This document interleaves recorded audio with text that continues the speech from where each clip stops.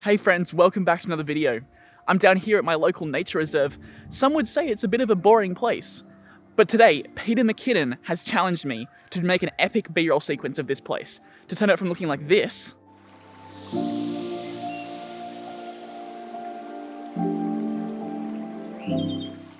into this.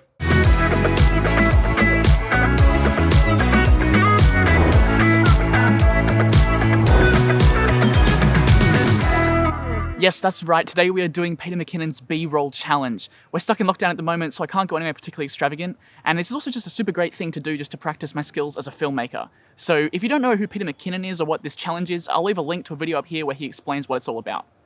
This video is going to be kind of like a behind-the-scenes vlog of my progress and my process in achieving this. So hopefully you guys can find some value in that and enjoy it. But let's get right into it. So the first thing to do is just to walk around the area and have a look around for some details, things that might be cool to capture, things that sort of tell the story of the place. And so I'm just going to go for a walk. I'm not going to shoot anything. I'm just going to go for a walk and try and find some things to be my subject matter. So one of the first things that I've just noticed is that there are birds everywhere. Maybe you can see behind me that there's this little magpie over there, and in the bush over here there's like a brush turkey behind me as well.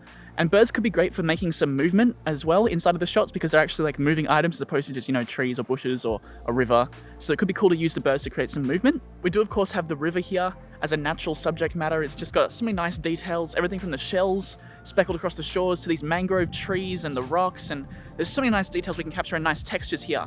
And there's also periodically people kayaking down the river as well. Could be cool to shoot some of that to get some more movement in there as well, because it's really hard, I think, when you're shooting landscapes and just places to try and create movement. It's handy if you've got like a subject, a person to shoot with, but part of the challenge is no one else is coming to shoot with us.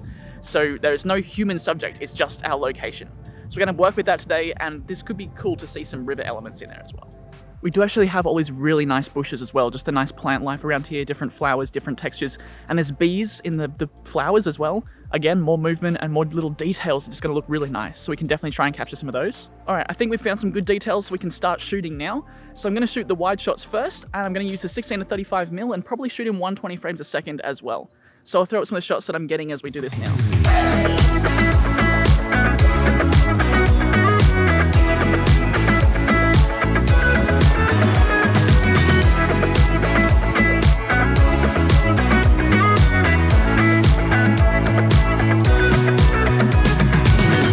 So I just went ahead and shot some tight shots with the 50mm lens as well. What I'm also trying to do is use some in-camera transitions, so things like your whip pans and your whip tilts and stuff like that. That way it'll add a bit more interest in the editing process.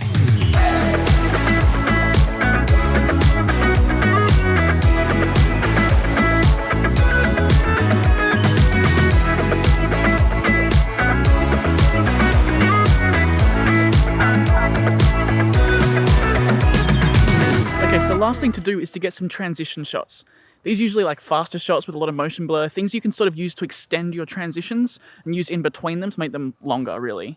So I'm going to go ahead and get some of those, just looking for cool textures and cool backgrounds to use and mimicking the movements that we've done already. Alright, there we go. So I think we got all the shots that we're going to need to throw this sequence together. I'm going to head back home and edit it together for you, and I'll show you the final thing right now.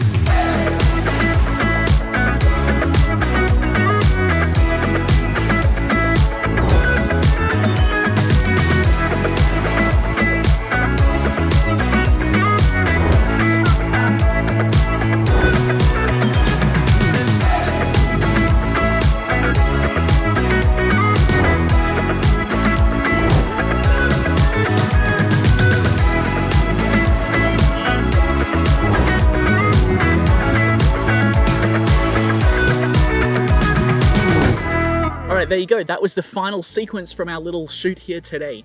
I had a lot of fun doing this challenge, and I think it's also a bit of a difficult challenge, and I was kind of scared going into it. I'm someone that normally shot lists all my videos, and so going in without a shot list was definitely kind of scary. But I think it's also a really important skill to have as a filmmaker, to be able to just show up somewhere and capture the location really well. I think it gives you peace of mind, it gives your clients peace of mind. I think it's just something that's really valuable to practice. So I'm grateful to Peter McKinnon for this challenge, and I definitely recommend that you give it a try if this is something that you want to improve at as well. But thank you so much for watching. I hope you found some value in today's video. If you give the B-roll challenge a go, let me know in the comments down below, and whilst you're down there, smash that like button, subscribe to the channel if you haven't already, make sure you hit the notification bell. I've got a bunch in the works that's coming for you guys, a bunch more vlogs and a bunch of other cool videos, so get excited for those. I will leave in the end cards of this video some of my other vlogs and behind the scenes things so you can see more of my process and more of how I attack my B-roll when I'm on location. Well, that's all I got for you guys today. Thank you so much for watching, and I look forward to seeing you next week Wednesday.